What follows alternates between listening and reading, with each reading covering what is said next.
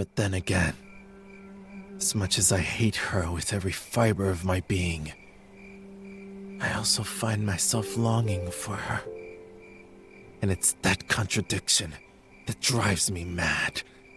Being around her feels unbearable, like she's subtly manipulating my every thought, and I'm powerless to stop it.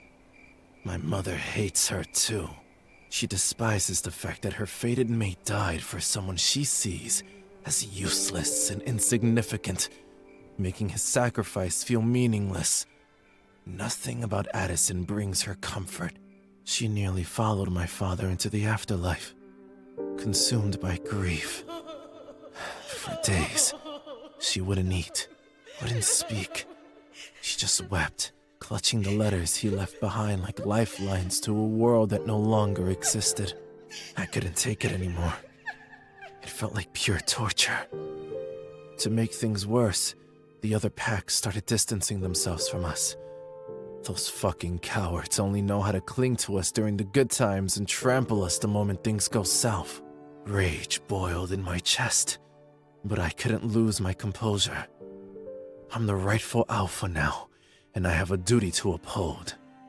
Even when I felt like shit, I still had to oversee preparations for the marking ceremony and Addison's Luna inauguration. But what am I supposed to do? Being near her is a constant reminder of everything I've lost, of all the pain and pressure I carry. Maybe it's not her fault, or maybe it is. I don't know. I have no proof either way, and that's what makes it worse. But at the same time, no matter how much I hated her, when she looked up at me with those brown hazel eyes, I just couldn't stop myself. I wanted to pull her into my arms and claim her as mine. During the marking ceremony, the urge to mate with her right then and there nearly consumed me.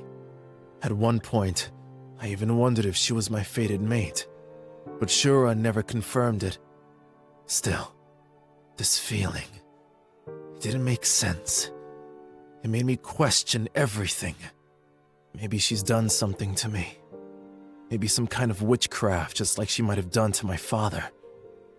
Maybe that's why he was so damn set on making her my chosen mate right up until he died. And the more I thought about it, the more I hated her. Or maybe I was just looking for a reason to hate her, so I wouldn't end up on my knees begging her to let me touch her. Maybe what I really hated was the way she looked at me with those eyes, full of trepidation and fear. Fuck, I hated seeing that.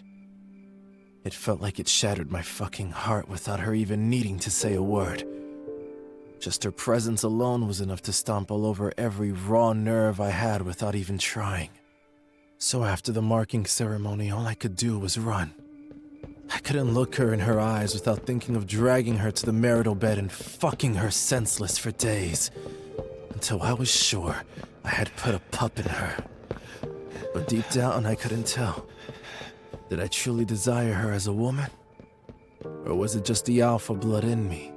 The heightened sex drive, the overwhelming instincts that made everything spiral out of control. All this pent-up emotion was too much to contain.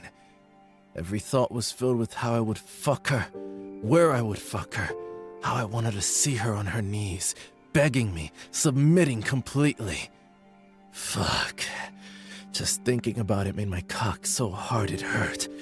I didn't even want to imagine what would happen if I walked into that room with her set thick in the air. I might not have the strength to stop myself.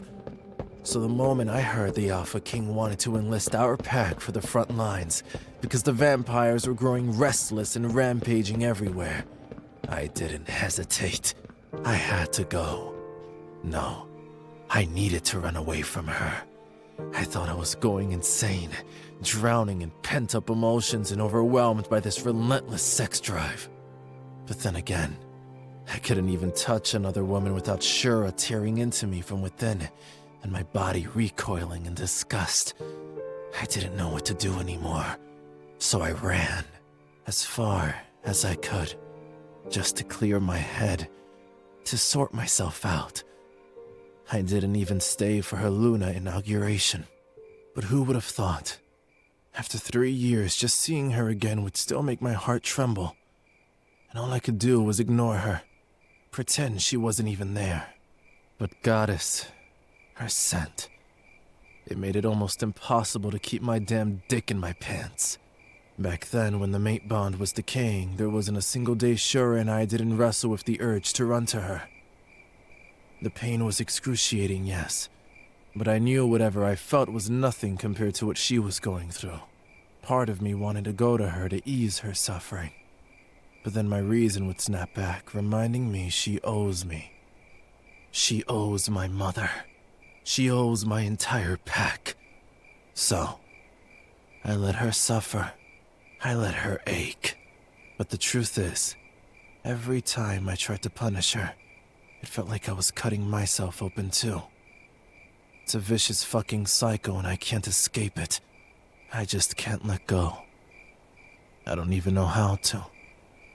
The pain, the anger, the resentment, it's all tangled up inside me, eating me alive.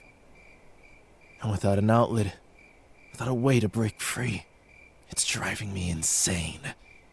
And worst of all, it's my damned pride that keeps me chained to it. When I saw her pushed to the ground in front of the banquet hall, a blinding rage tore through me. But then, Gamma Levi rushed forward, full of worry and care, and something inside me snapped. Jealousy, raw and violent, flooded my chest. I wanted nothing more than to run down there, grab her and take her as far away from Levi as possible. Instead, all I could do was stand there, glaring daggers into Levi's back. My jaw clenched so tight, I could taste blood in my mouth. Every time she was near, I felt like I was losing control, so I kept my distance, burying myself and taking care of the princess instead. But even that wasn't enough. When I was stuck in the Alpha's office, suffocating under the weight of all the changes in the pack, I threw myself into my work, staying late, even sleeping there just to avoid going back to my room, because I was terrified of facing her. But then, I saw her, running out of the pack house, disappearing into the forest. In the end, my feet still led me to her. I found her crying in a small clearing, and seeing her so pitiful and broken stirred something twisted inside me. I was happy. She finally felt the same pain I did. But at the same time, my heart shattered for her. I don't even know how long I stood there in the dark, just watching her, getting drunk on her image, her scent thick in the air, comforting and stirring me in ways I hated to admit.